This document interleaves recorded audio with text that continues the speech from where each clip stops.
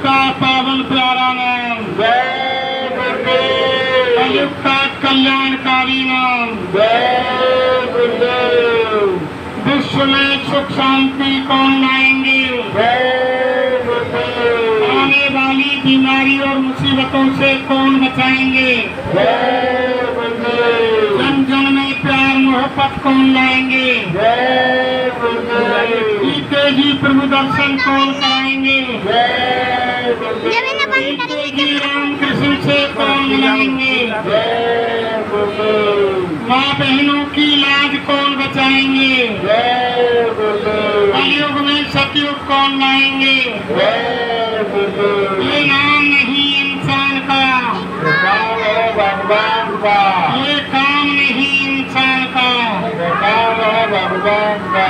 प्रेम से बोलो जय गुरुदेव, जय गुरुदेव। जय गुरुदेव, सर्वसमर्थ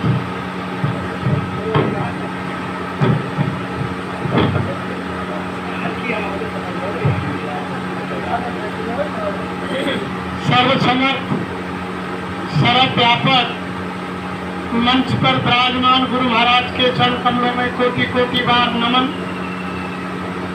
पूजनीय वंदनीय पिता तुल्य बुजुर्गों, दूर दराज से आए हुए धर्म प्रेमियों, गुरु भाई बहनों, सती सीता सावित्री की पावन भूमि पर पैदा होने वाली माता बहन देवियों, नौजवान साथियों, नन्हे मुन्ने बच्चों बच्चियों, सभी को हमारा हाथ जोड़ के सादर जय गुरुदेव। जय गुरुदेव। गुरुर् ब्रह्मा गुरुर् विष्णु गुरुर्देव महेश्वरा गुरुर् साक्षात् पार ब्रह्म तस्मै श्री गुरुवे नमः। ज्ञान मूलम गुरु मूर्ति, पूजा मूलम गुरु पदम, मंत्र मूलम गुरु वाक्यम, मोक्ष मूलम गुरु कृपा। तीन लोकना खंड में गुरु से बड़ा न कोई, करता करे न कर सके गुरु करे सो होय। जय गुरुदेव।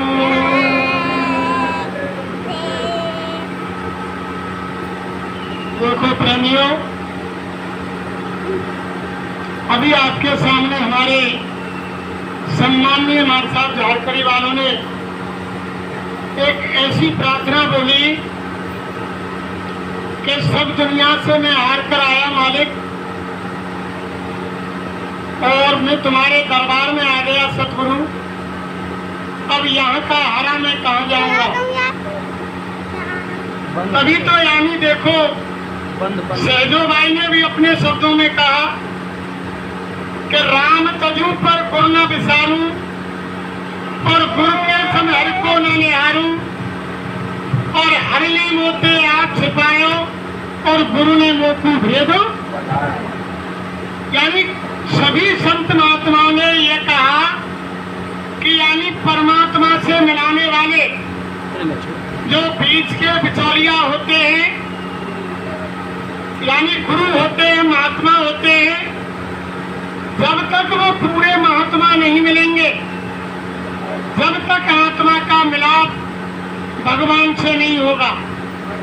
जब यानी पूरे सतगुरु मिल जाएंगे और वो रास्ता बता देंगे, और बताए हुए रास्ते के अनुसार जब तुम घर में बैठ करके ध्यान भजन सुमरन करोगे, साधना करोगे, तो घर बैठे देवी देवता और यानी ब्रह्मा विष्णु महेश, राम कृष्ण हनुमान, देवी दुर्गा और यानी भैरव भूमिया, 33 करोड़ देवता, सबका दर्शन यानी घर बैठे हो जाएगा। लेकिन कब होगा? जब अंदर की जीवात्मा की दूसरी आंख को खोलने वाले जब महात्मा मिलेंगे, जब वो युक्ति बताएंगे। बाहर की चरम आंखों से परमात्मा का दीदार दर्शन नहीं होगा। चाहे तुम रात दिन कहीं भटकते रहो, कहीं घूमते रहो, कदापि भी भगवान का दीदार दर्शन आज तक धरती पर जितने भी संत महात्मा फकीर औलिया आए, अवतारी शक्ति आई, सबने यही कहा के अंदर के यानी जीवात्मा के अंदर तीसरी आंख है, तीसरा कान है, तीसरी नाक है। कोई ऐसे वेदी पुरुष के पास जाओ जो तुमको रास्ता बता दे और आत्मा की आंख की यानी गंदगी साफ कर दे, कान की गंदगी साफ कर दे, नाक की गंदगी साफ कर दे, तुम्हें परमात्मा दिखाई देने लगे और उसकी आवाज सुनाई देने लगे और यानी स्वर्ग वैकुंठ और ऊपर के मंडलों की सुगंधी आपको यानी सुनने को मिले, तब तक यानी ये काम होने वाला नहीं प्रेमियों। जब वो तीसरी आंख अंदर की खुल जाएगी तभी भगवान का दीदार दर्शन होगा। तभी तो संत महात्माओं ने लिख दिया कि पांचों शब्द वो बांटते होते 3600 राग और बे मंदिर सुने पड़े बासन लागे कार। इसी मनुष्य मंदिर के लिए महात्मा ने कहा कि जो पांचों शब्द वो 24 घंटे इस मनुष्य मंदिर में बज रहे हैं, 3600 प्रकार की राग रागनियां इस मनुष्य मंदिर में हो रही है। घंटे घड़ियाल संग वो कीर्तन आरती वो कथा इस मनुष्य मंदिर में 24 घंटे हो रही है। आपको भजन करने की जरूरत नहीं, कीर्तन करने की जरूरत नहीं।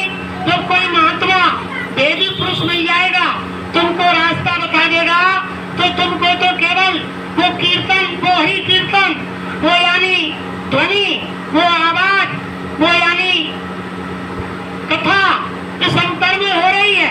जब वेदी पुरुष मिलेगा और तुमको भेद बताएगा तो वो केवल तुमको सुननी है, यानी तुमको भजन करना नहीं है, यानी भजन जो हो रहा है ऊपर उसको सुनना है। और वो सुनाई कब देगा? जब अंदर की तीसरी कान यानी मालिक के पास जाकर के, कोई संत महात्मा के पास जाकर के युक्ति लेकर के, जब वो हम बाहर के आंख कान बंद करके यानी जैसे गोसाई महाराज ने कहा कि घट में सूझे नहीं और यानत ऐसी जिंद और गोस्वामी या संसार को हुआ मोतिया बंद, यानी सारे संसार को मोतिया बंद हो गया। बाहर से खोज कर रहे हैं परमात्मा की, अंतर में खोज नहीं कर रहे हैं और परमात्मा अंतर में बैठा है और हम यानी तीर्थों में और मंदिरों में, मस्जिदों में, गुरुद्वारों में और यानी पानी में, पत्थर में, पहाड़ में भगवान को खोजते फिर रहे हैं और परमात्मा इस मनुष्य मंदिर के अंदर विराजमान है, वो दूसरी जगह नहीं है। कभी महापुरुषों ने कहा कि कस्तूरी कुंडल बसे और मृग धूरे बनवाए और ऐसे घट घट राम है दुनिया जानत ना, मौजूद सब जगह लेकिन नजर आता नहीं और योग साधन के बिना उसे कोई पाता नहीं। वो हर जगह विराजमान है, हर घट में विराज रहा, कोई देखे देखनारा, यानी हर घट के अंदर वो परमात्मा बैठा हुआ है। लेकिन जब तक सच्चे महात्मा नहीं मिलेंगे तो किसी को उसका दीदार दर्शन नहीं होगा। वो दीदार दर्शन तभी होगा प्रेमियों जब सच्चे महात्मा मिल जाएंगे। तो महात्माओं ने तभी तो कहा यानी ये संसार में माया की छाया, ये कालकार माया का देश है और माया ने और काल ने संसार में जीव को ऐसा फंसा दिया कि वो किसी क्रिया से निकल ही नहीं सकता। यानी त्रिगुण फांसे उस माया ने ऐसे डाले हैं, यानी जीव को ऐसे फंसा दिया कि चलो तुम यानी धार्मिक प्रवृत्ति के हो तो आकर ऐसे फंस जाओ, देवी में फंसो, देवता में फंसो, पूजा में फंसो, पाठ में फंसो, तीर्थ में फंसो, मूर्ति में फंसो, लेकिन तुम फंसते रहो, तुम्हारी आत्मा का कल्याण कदापि नहीं होगा। माया ने ऐसा फंसा दिया। तब संतों ने क्या कहा कि माया महाठगनी हम जानी। संतों ने कहा कि माया महाठगनी हम जानी और त्रिगुण फांसे लिए फिरे कर में बोले मधुरी पानी और माया महाठगनी हम जानी। यानी तीन प्रकार के फांसे हाथ में लेकर के घूम रही है। चलो कोई किसी में तो फंसेगा। तीन फांसे कौन से हैं? रजोगुण और यानी तमोगुण और सतोगुण। कोई रजोगुण से फंसेगा, कोई तमोगुण से फंसेगा, कोई सतोगुण से फंसेगा। रजोगुण से कैसे फंसेगा? मन में चंचलता पैदा कर देगी। अरे कि भगवान कहीं वहाँ काशी में तो नहीं है, भगवान कहीं रामसागर में तो नहीं है, भगवान कहीं हरिद्वार तो नहीं है, भगवान कहीं मथुरा तो नहीं है, भगवान कहीं वृंदावन तो नहीं है, भगवान कहीं मूर्ति में तो नहीं है, भगवान कहीं मंदिर में तो नहीं है, भगवान कहीं मुसलमानों के मस्जिद में तो नहीं है, कहीं भगवान यानी सिखों के गुरुद्वारे में तो नहीं है, कहीं भगवान ईसाइयों के चर्च गिरजाघर में तो नहीं है। यानी जीव को रजोगुण में फंसा दिया, चंचलता पैदा कर गई, रात दिन चंचल घोड़े की समान जीव दौड़ रहा है, लेकिन असली चीज नहीं मिल रही। फिर दूसरा तमोगुण, यानी तमोगुण में फंसा दिया, किसी को शरीर का अपमान, किसी को अपने ताकत का अपमान, किसी को अपने गोरे रंग का अपमान, किसी को यानी खूबसूरती का अपमान, किसी को धन का अपमान, किसी को मकान का अपमान, किसी को गाड़ी का अहंकार, किसी को परिवार का अहंकार, और यानी अनेकों तरह के अहंकार में यानी तमोगुण में जीव को फंसा दिया, फंस गया। तो यानी अहंकार उसका भी होता है, भक्ति का भी अहंकार होता है प्रेमियों। कोई ज्यादा तीर्थ स्थानों पर जाएगा, भगवान की पूजा करेगा, मंदिर में जाएगा, तिलक छापे लगाएगा, वहां से आएगा, लोग भगत जी कहकर पुकारेंगे, दंडवत करेंगे, जय गुरुदेव बोलेंगे, तो उसको भी अहंकार आ जाएगा कि मैं भगत जी बन गया, तो उसको अहंकार में वहां फंसा दिया। यानी किसी को माया ने छोड़ा नहीं।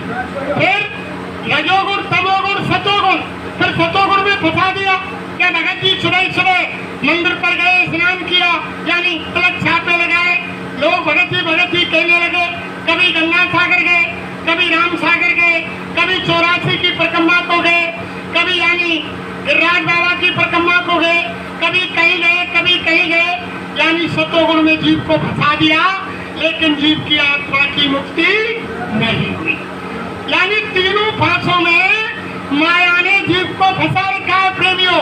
अभी अभी तुमने देखा नहीं, 84 की परिक्रमा लगी, सब प्रेमी से कोई पूछता था कि तुम कहाँ जा रहे हैं, किसी ने नहीं कही कि हम व्रत 84 कोस की परिक्रमा को जा रहे हैं। सब कहा कि कहाँ जा रहे हैं, अरे कि भैया 84 को जा रहे हैं, 84 गाँव के मुँहते नहीं लिख रहे कि हम परिक्रमा को जा रहे हैं। जाके पूछे जो कहा कि कहाँ जा रहे हैं भैया, 84 को जा रहे हैं। और हकीकत में उनका सत्य शब्द है, वो 84 को ही जा रहे हैं। क्यों कि महात्मा कहते हैं कि तीर्थ चाले दो जने, तीर्थ चाले दो जने, मन चंचल चित चोर, और छोड़ो ये को नहीं लदलाए 10, छोड़ने तो गए पापन ने, लेकिन लद के दर्शन और लिया। गाँव ने भोजन को भंडारों लगा रखे, कोई पानी पिला रहा, कोई स्नान कराने की सुविधा कर रखी है, छोड़ने तो हमारे कर्म में गए, लेकिन वहाँ छूटे नहीं, दूसरे का खाना खाया, दूसरे का पानी पिया, अपने हाथ से सेवा नहीं की, दूसरे ने बिस्तर लगाए, दूसरों ने हमारी सेवा की, कर्म एक घटा नहीं 10 और ऊपर लग गए और पाप का बोझा बांध लाए, और अंत में सीधे कहाँ जाना पड़ेगा, सीधे 84 को। कोई बचाने वाला नहीं होगा प्रेमियों।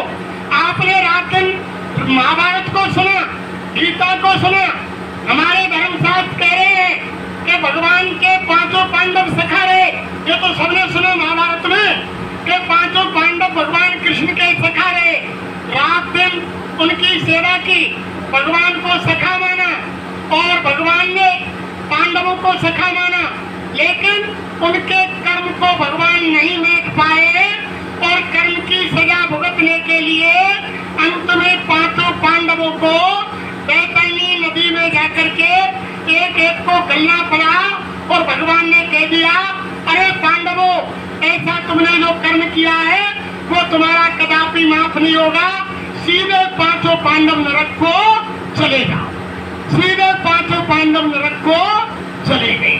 ये हमारा इतिहास बता रहा है, हम नहीं कह रहे, ये भागवत कह रही है, गीता कह रही है कि 5 पांडव नरक को चले गए, जिन्होंने भगवान को देखा, भगवान के आमने सामने रहे और भगवान को सखा माना।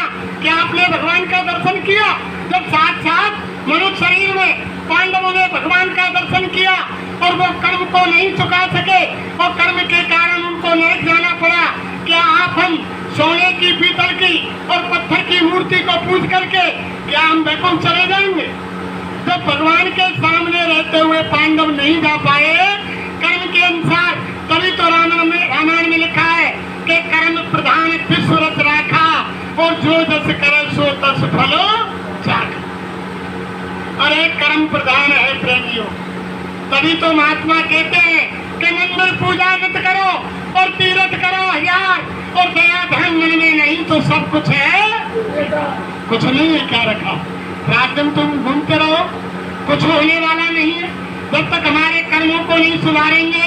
जब रोजाना भजन करते हैं, उनमें इधर ये मंदिर जागमों का, उधर रूड़ान पे कोई रोजाना यानी डीजे वो माइक मशीन चलती है कि आदत बुरी सुधार ले बस हो गया भजन, और मन को मार ले बस हो गया भजन। मन को काबू में कर लो, आदत बुरी सुधार लो, बस भजन हो जाएगा। और जब आदत नहीं सुधारेंगे यानी मंदिर में हम जाएंगे, पूजा करेंगे, फूल पत्ती चढ़ाएंगे, जल चढ़ाएंगे, हमारे मन में दूसरे के प्रति ईर्ष्या, द्वेष, छल, कपट, किसी की निंदा बुराई, तमाम बीमारी अंदर छुपी हुई है। सास बहू में झगड़ा हो रहा है, पूजा मंदिर में हो रही है, बहू सास को गाली दे रही है, सास बहू को गाली दे रही है, पूजा देवता की कर रहे हैं, देवी की कर रहे हैं, क्या वो हमारी पूजा को स्वीकार करेगा? तभी तो रामायण में लिखा है कि जहाँ सुमतता संपत नाना और जहाँ कुमतता विपत निधन। यानी जहाँ सुमति है, जहाँ अच्छे विचार है, जब यानी वो घर गृहस्थ यानी स्वर्ग के समान व्यतीत होता है। और जहाँ घर परिवार में झगड़ा है, तुम कितनी पूजा पाठ करो, कितना कुछ भी करो, लेकिन वहाँ सुख शांति मिलने वाली नहीं है। इसलिए धर्म प्रेमियों, कर्म से छुटकारा केवल महात्माओं के यहाँ मिलेगा। ये एक ऐसी शक्ति है, खुद राम ने तो बार बार ये कह दिया। और देखो महात्मा कहते हैं वो कर्म ऐसी जगह पर जमा है, वो कर्म ऐसी जगह पर जमा है जहाँ तुम रात दिन कोशिश करो, कितना भी जल डालो वो पानी से धुलने वाले नहीं है, कितनी भी अग्नि जलाओ वो अग्नि से जलने वाले नहीं है, कितनी भी हवा चले वो हवा से उड़ने वाले नहीं है। वो कर्म कहाँ जमा है? महात्मा बताते हैं कि जीवात्मा के अंतकरण पर, अंतर में जीवात्मा के घाट पर वो कर्म जमा है। अच्छे बुरे, ना वहाँ पानी जाता है, ना वहाँ हवा जाती है, ना वहाँ अग्नि जाती है, ना वो पानी से धुल सकते हैं, ना अग्नि से जल सकते हैं, और ना हवा से वो उड़ सकते हैं। ऐसी जगह वो कर्म जमा है।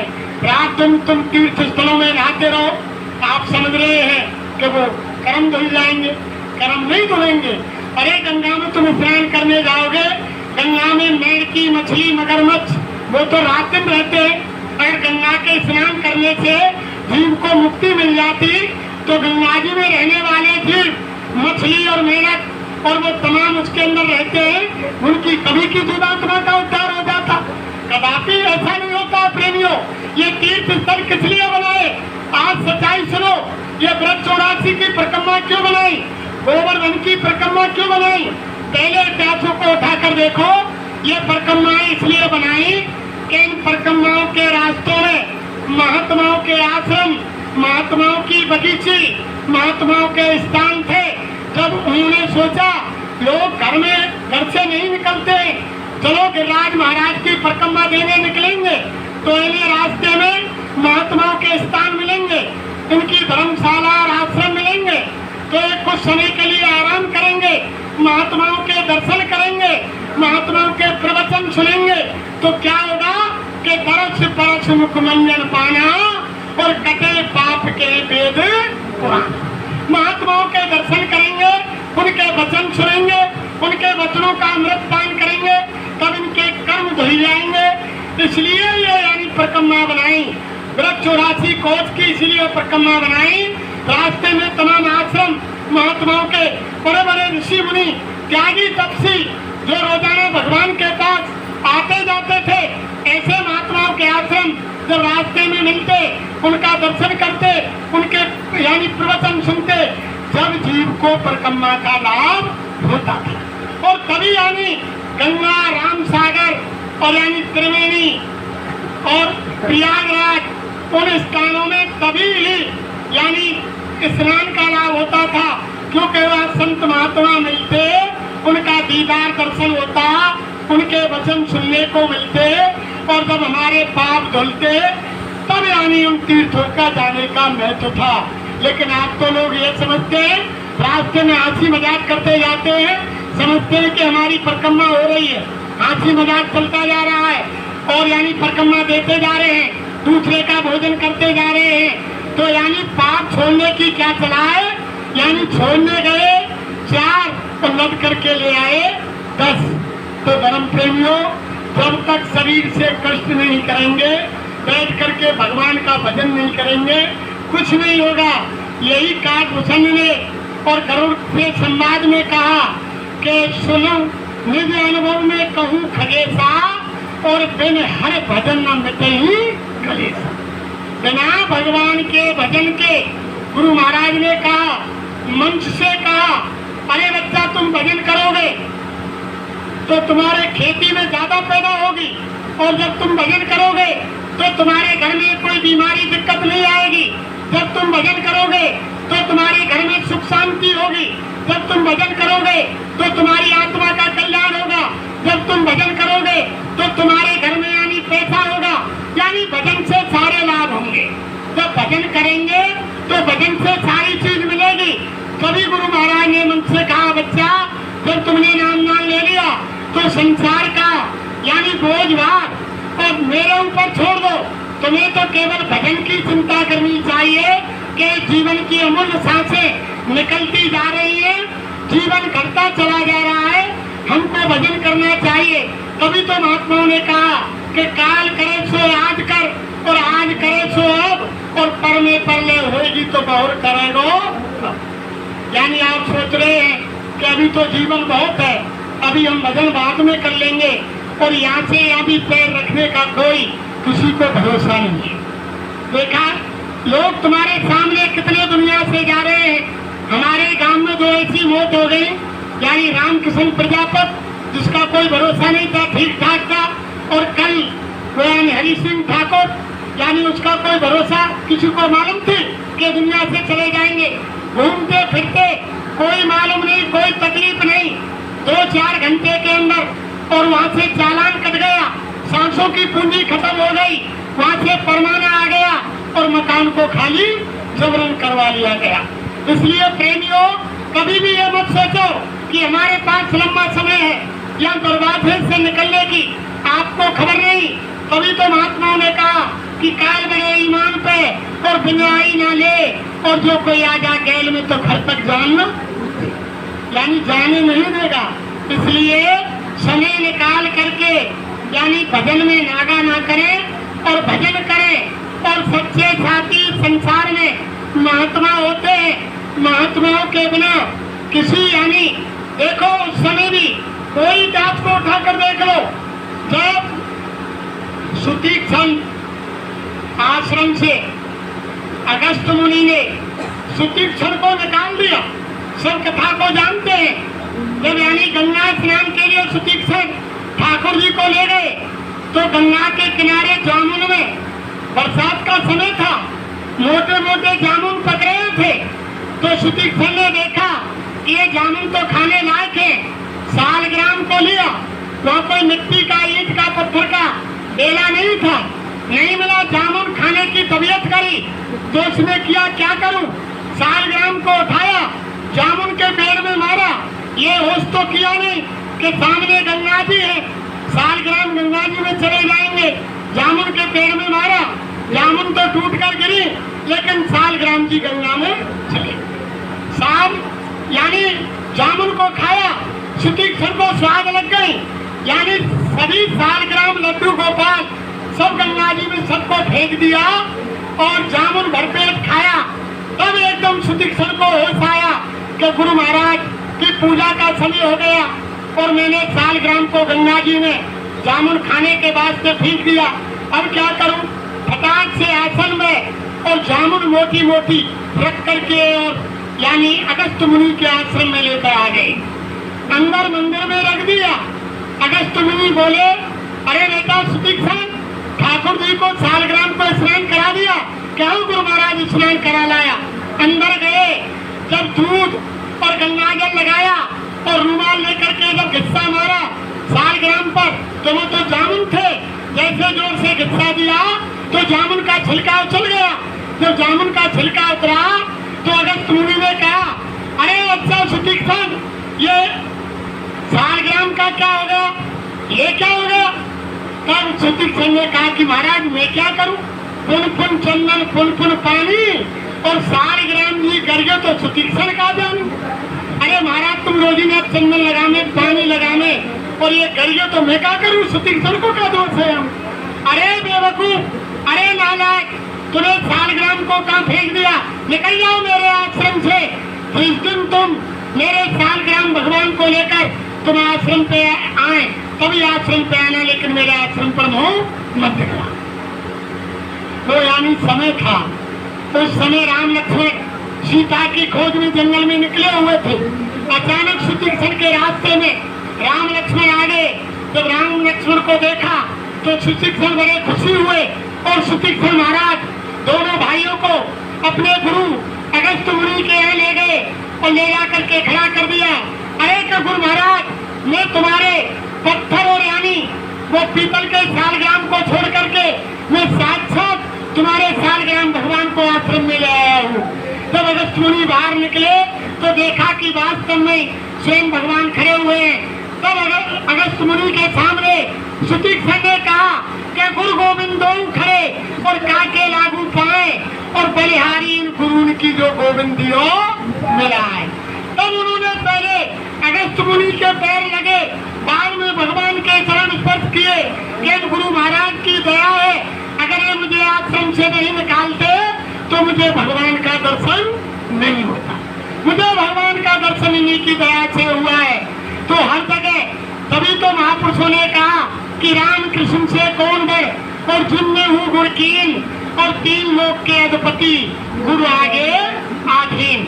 यानी जो तीन लोक के नाथ भगवान राम और कृष्ण को आप हम कहते हैं, उन्होंने भी गुरु बनाया और गुरु के आदेश के अनुसार चले और गुरु की आज्ञा का पालन किया और गुरु के बिना धरती पर एक कदम आगे नहीं रखा।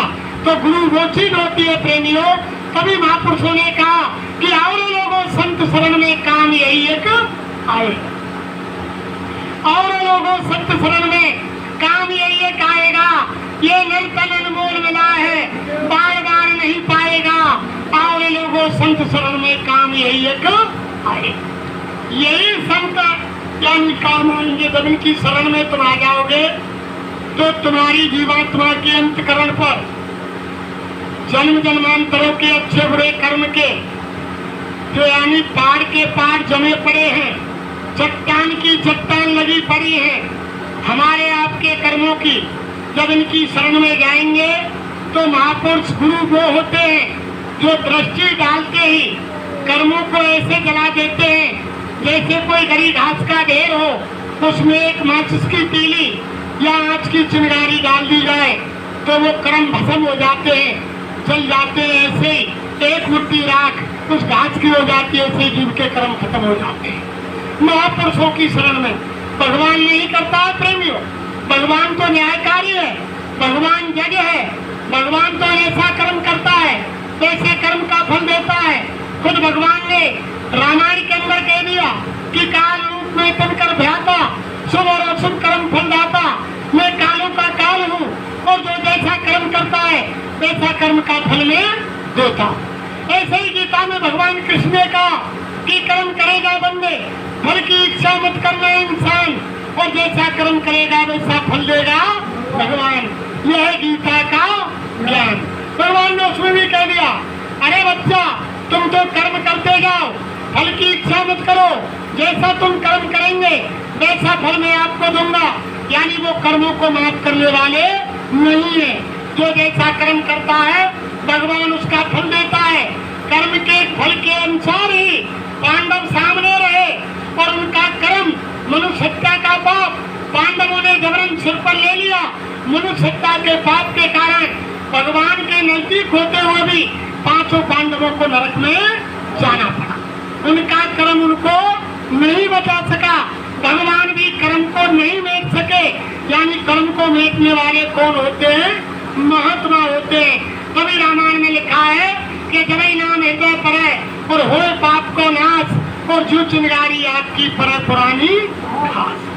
यानी महात्माओं के वचन, महात्माओं का नामदान, महात्माओं की गुरुदीक्षा, उनका यानी नामदान, उनका नाम जब हृदय के अंदर पड़ता है तो जीव के कर्म ऐसे जल जाते हैं जैसे गरी घास के कोई ढेर में 5 की चिंगारी डाल दी जाए, 1 मुट्ठी राख हो जाती है।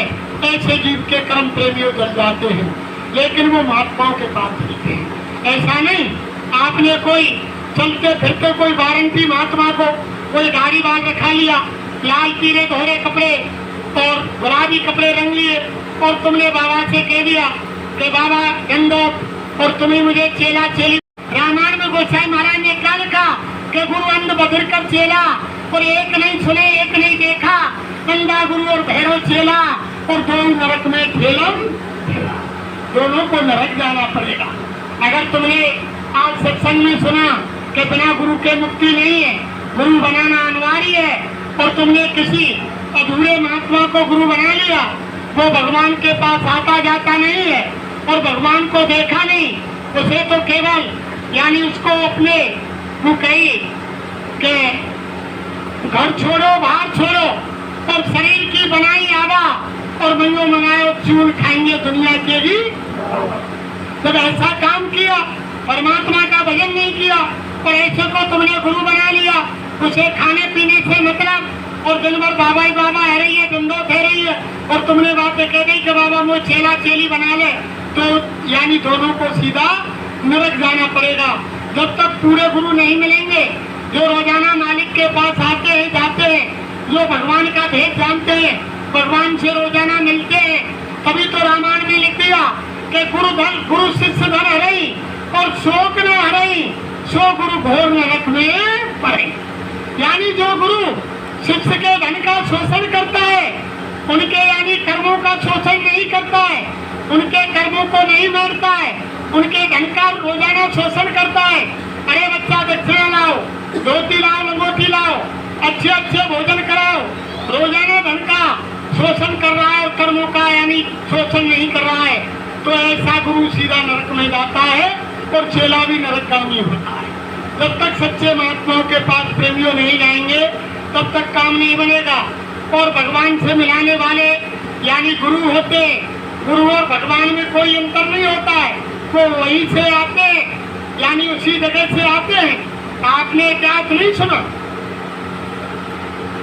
यानी कबीर साहब ने इंदुमती रानी को, राजा की रानी थी इंदुमती, इंदुमती ने कबीर साहब से नामदान लिया, और जब कबीर साहब ने नामदान दिया तो कबीर साहब के नामदान के अनुसार जब इंदुमती ने घर में बैठकर भजन किया तो उनकी आत्मा जब पहले मंडल पर गई तो यानी कबीर साहब बैठे मिले, जब दूसरे मंडल पर गई तो कबीर साहब बैठे मिले।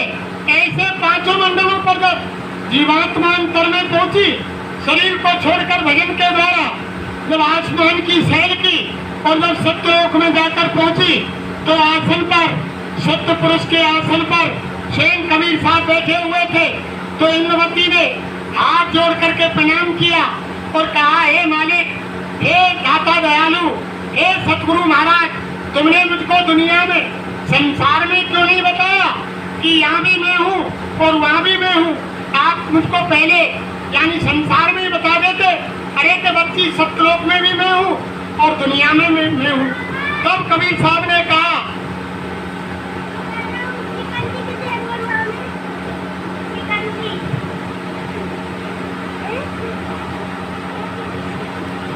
तो कबीर साहब ने कहा, अरे बच्ची इंदुमती, मैं तुमको दुनिया में कहता कि सत्यलोक में भी नहीं बैठा हूँ, सत्यलोक से गुरु का रूप धारण करके मैं धरती पर आया हूँ, और मैं तुमको कहता तो तुम उस समय मेरा विश्वास नहीं करती कि ये यानी कबीर साहब झूठ बोल रहे हैं, ये मनुष्य है, इनका मनुष्य चोला है, और ये कह रहे हैं कि मैं सत्यलोक से आया हूँ, तुम विश्वास नहीं करती।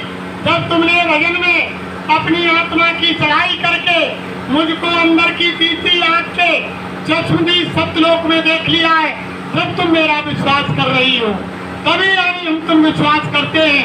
वैसे हम महात्माओं की बात को नहीं मानते, लेकिन वो स्वयं यानी सत्पुरुष सत्यलोक से चलकर आते हैं और यानी आकर के वहाँ वो मनुष्य का रूप धर के जीवों को समझाने का काम करते हैं और जीवों को समझाते हैं। लेकिन बार बार गुरु महाराज ने यही तो कहा, अरे मुख मोर इधर देखो, मैं तुम्हें बुलाने आया हूँ और तुम तो मुझको भूल गए, मैं तुमको नहीं भुलाया। गुरु महाराज ने कहा कि मुख मोर इधर देखो, मैं तुमको लेने आया हूँ और तुम तो मुझको भूल गए, पर मैं तुमको नहीं बुलाया हूँ। खुद गुरु महाराज ने फिर क्या कहा, अरे तुम परे काल के फंदे, तुम परे कर्म के फंदे, इसीलिए हो गए गंदे और तुम्हारे कर्मों का कीचड़ धोने मैं सत्यलोक से आया हूँ और मुख मोड़ इधर देखो, मैं तुम्हें बुलाने आया हूँ। तुम तो मुझको भूल गए, पर मैं तुमको नहीं बुलाया। तो वो तो स्वयं सत्यलोक से आते हैं जीवों को चेताने के लिए, लेकिन हम तुम नहीं पहचान पाते हैं। इनको पहचानना, इनकी बात को मानना, क्योंकि ये मृतलोक है, यहाँ हमेशा मरे की पूजा होती है। तब 3 लोक के नाथ राम को लोगों ने नहीं माना और भगवान कृष्ण को धरती पर उनको भगवान नहीं माना। उस समय जब धरती से वो अपना काम करके चले गए, जब लोगों ने उनकी पूजा की, लेकिन जब वो धरती पर आए तो लोगों ने उनकी खिल्लियां उड़ाई, हंसी उड़ाई, लेकिन भगवान को भगवान लोगों ने नहीं माना। ये संसार का उसूल है। तो वो यानी महात्माओं को कैसे पहचानेंगे? अभी तो महात्माओं ने कहा कि सत्य पुरुष की आरती और संतर की दे, लखना चाहे अलग को तो नहीं में लखी। यानी स्वयं सत्य पुरुष भगवान सत्यलोक से यानी संत का रूप धर के धरती पर आते हैं, लेकिन जो जीव पहचान जाते हैं उनके साथ लग जाते हैं, उनकी आत्मा का कल्याण होता है। और जो लोग भूल जाते हैं वो यानी भाग्यहीन रह जाते हैं। तभी तो गुरु महाराज ने कहा, अरे बच्चे बच्चियों, मैं जय गुरुदेव नाम की इतनी बड़ी जहाज यानी धरती पर लेकर आया हूँ कि आप नाम का टिकट कटा लो और जहाज में बैठ जाओ। और जहाज के अंदर इतने स्थान हैं कि सारे संसार की जीवात्माएं बैठ जाएंगी, फिर भी स्थान खाली रह जाए।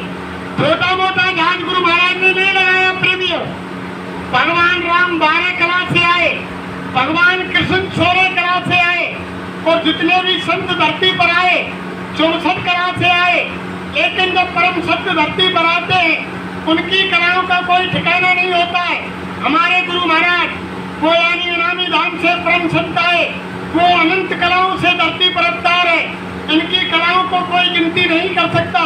ये अनंत कलाओं लेकर के धरती पर आए हैं प्रेमी।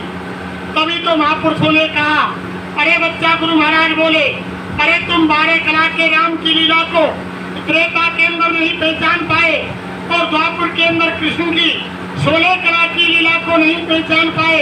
और धरती पर मुझसे पहले इतने संत आए जो 64 कला से अवतार हुआ, उनकी 64 कलाओं के अवतार को तुम नहीं पहचान पाए। अरे बच्चा, यानी परम संत तो अनंत कलाओं से धरती पर आते हैं, तुम संत की लीला को नहीं पहचान सकते हो, गुरु की लीला को नहीं जान सकते हो। यानी गुरु की लीला को पहचानना तो यानी शर्मा को से मुश्किल का खेल है। तभी गुरु महाराज ने कहा, अरे बच्चा, तुम मेरी पीठ से या मेरे गले में ताबीज बनकर 24 घंटे 20 साल तक यानी टंगे रहे, फिर भी तुम नहीं जान पाओगे कि महात्मा की खोपड़ी में क्या लिखा हुआ, क्या भरा हुआ है, क्या करने वाले हैं। तुम नहीं पहचान सकते महात्माओं को। रात दिन गले में ताबीज बनकर 20 साल 24 घंटे तुम लटके रहे, फिर भी नहीं पहचान सकते हो कि महात्मा क्या करने वाले हैं और क्या कर रहे हैं। ये ऐसी शक्ति होती है प्रेमी। लेकिन समय आ रहा है, लोगों को मजबूरन होकर के महात्माओं की बात माननी पड़ेगी। वो समय मजबूर करेगा, लेकिन एक बार तुम भरोसा करके देखो तो सही। जब तुम इन पर भरोसा करोगे और इनके बताए हुए नाम का जब तुम सुबह शाम स्मरण करोगे तो तुमको स्वयं मालूम पड़ जाएगा घर में कितनी सुख शांति, अमन चैन, यानी परिवार में खुशहाली, धन दौलत, यानी सारे वैभव। जब तुम इनके नाम के बताए रास्ते पर चलोगे तो जब सारी सुख शांति तुमको अगर परिवार में ना मिले तो गुरु महाराज ने मन से कहा, अरे बच्चा, जब तुम जय गुरुदेव बोलोगे तो मैं मिलूंगा और हर मुसीबत में तुम्हारी सहायता करूंगा। और बच्चा ऐसा नहीं हो तो बाबा जी को बाबा जी मत कहना तुम।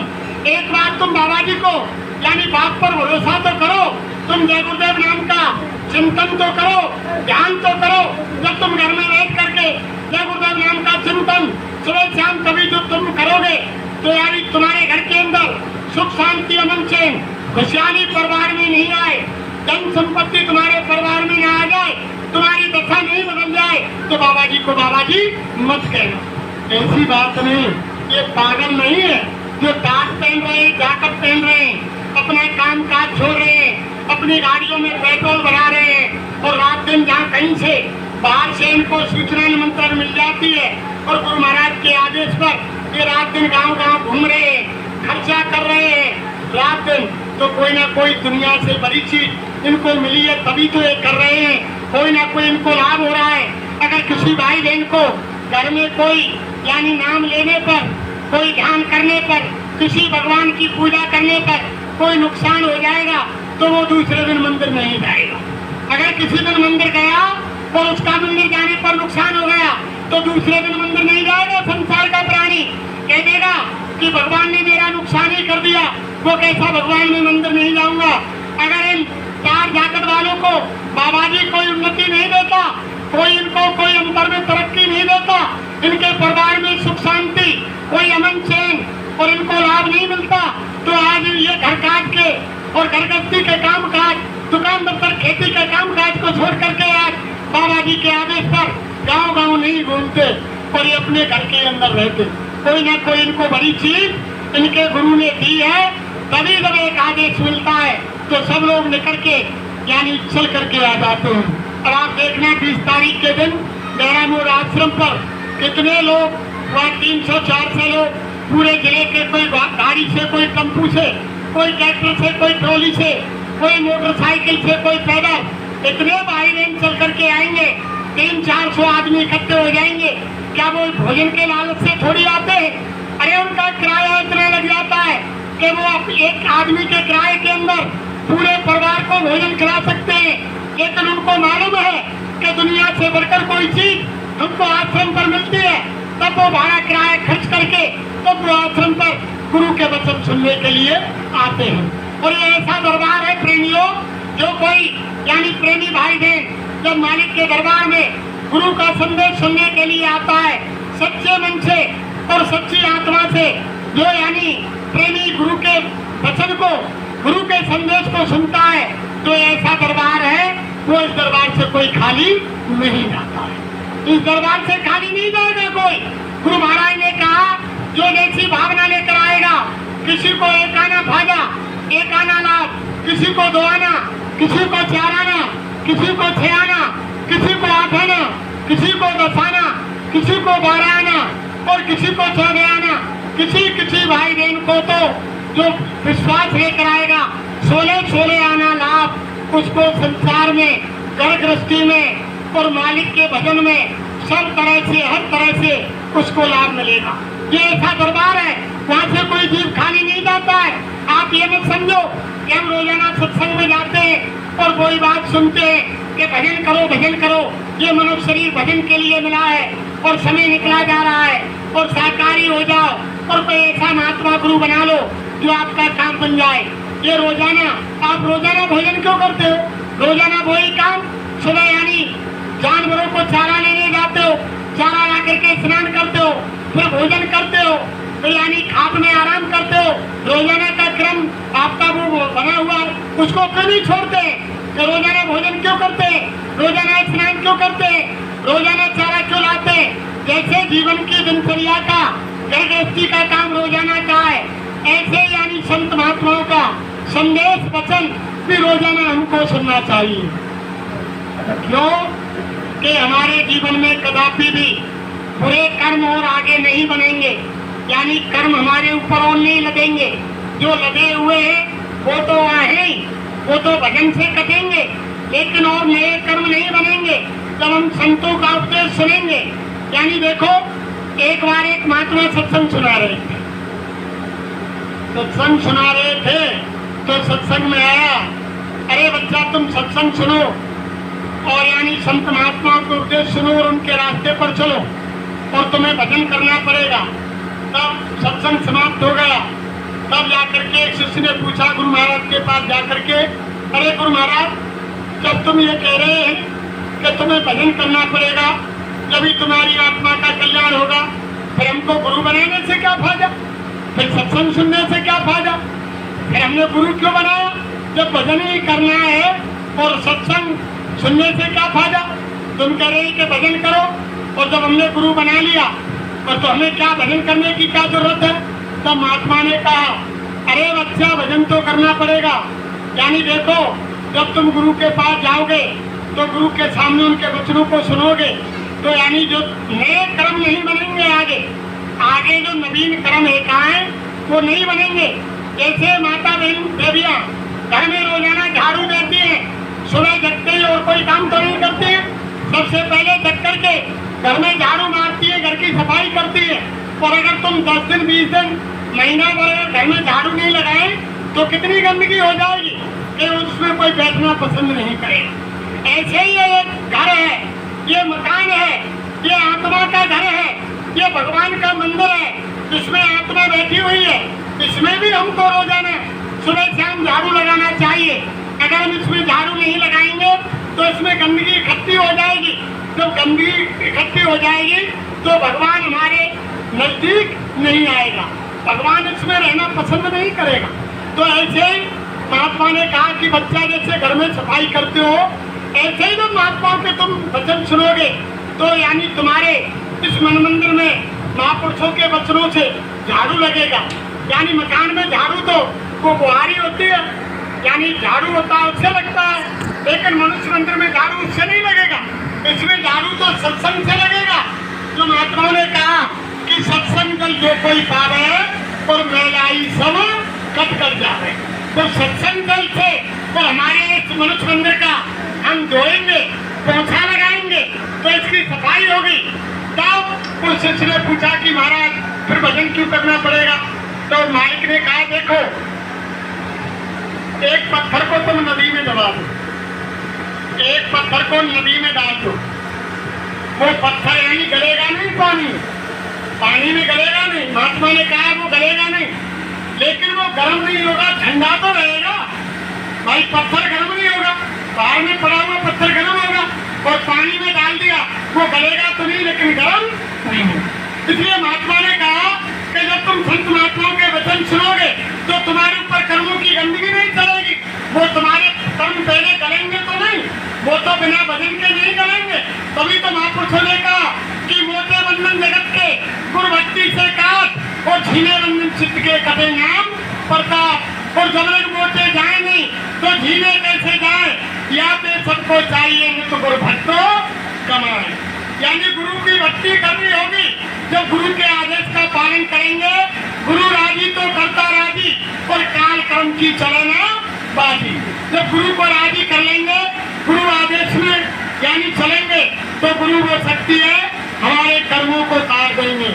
मोटे बंधन संसार के उनकी दया से कटेंगे, और धीरे बंधन जो चित्त के हैं वो नाम के प्रताप से जब तुम सुबह शाम गुरु के दिए हुए मंत्र के द्वारा घाट पर, आत्मा के घाट पर बैठ करके ध्यान भजन सुमरन करेंगे, तब वो चित्त के यानी झीने बंधन वो यानी नाम के प्रताप से कटेंगे। मोटे बंधन नहीं जाएंगे जब तक गुरु के आदेश का पालन नहीं करेंगे। मोटे नहीं कटेंगे तो झीने नहीं कर सकते। जब मोटे बंधन हट जाएंगे तो झीने बंधन काटने की इच्छा मन में जगेगी। जब ध्यान भजन सुमरन पर हम बैठेंगे तब जाकर के वो झीने बंधन कटेंगे। इसलिए संत महात्माओं का संदेश, उनके वचन सुनने से यानी हमारे मनुष्य मंदिर की सफाई होती है। और गुरु महाराज ने कहा, असली चीज तो वो प्रत्येक जीव के सर पर जो ऑटोमेटिक कैमरा लगा हुआ है, उस कैमरे में प्रत्येक जीव की रील बन रही है, और रील के अंदर सारा वृत्तांत छापा जा रहा है। जो तुम ये गुरु महाराज का संदेश सुन रहे हैं, ये हरेक प्राणी के ऊपर लगे कैमरे में जो यानी रील चल रही है, उसमें सारी रील का कैमरे का वो सीडी बन रही है, वो पेनलन वो चिप तैयार हो रही है। वो बनकर जब धर्मराज के दरबार में अंत समय में जब सांसों की कुंजी खत्म हो जाएगी, जब वो चिप वो पेंडुलम जाकर खोला जाएगा, जब वो सीडी में डाल दिया जाएगा तो सारी रील देखी जाएगी, तो उस समय तुम सत्संग स्थल पर बैठे हुए नजर आएंगे। जब गुरु महाराज कहेंगे अरे काल भगवान, अरे धर्मराज, देखो मेरी संगत मेरे संदेश सुन रही है और मेरे आदेश का पालन कर रही है, मेरे वचन बड़े ध्यान से सुन रही है, मेरा यानी संदेश हो रहा है, मेरा प्रेमी संदेश को मेरे वचनों को सुना रहा है, मेरी संगत सुन रही है। जब गुरु महाराज ने कहा अरे देखो मेरी आत्मा को छोड़ो तुम, जब धर्मराज कहेगा वो प्राण कहेगा अरे बाबा जय गुरुदेव जी महाराज, इन लोगों ने सत्संग तो सुना, भजन तो किया, तुम्हारे आदेश का पालन तो किया, लेकिन उन्होंने मन से नहीं किया। तब गुरु महाराज कहेंगे अरे काल भगवान, अरे धर्मराज, मुझे मन से कोई मतलब नहीं है, ये मन काल का वकील है, ये काल का एजेंट है, अरे मन तुम्हारा है, तुम्हारे मन को तुम संभालो, मुझे मेरी जीवात्मा से मतलब है, मेरी आत्मा को तुम मुझको समझो।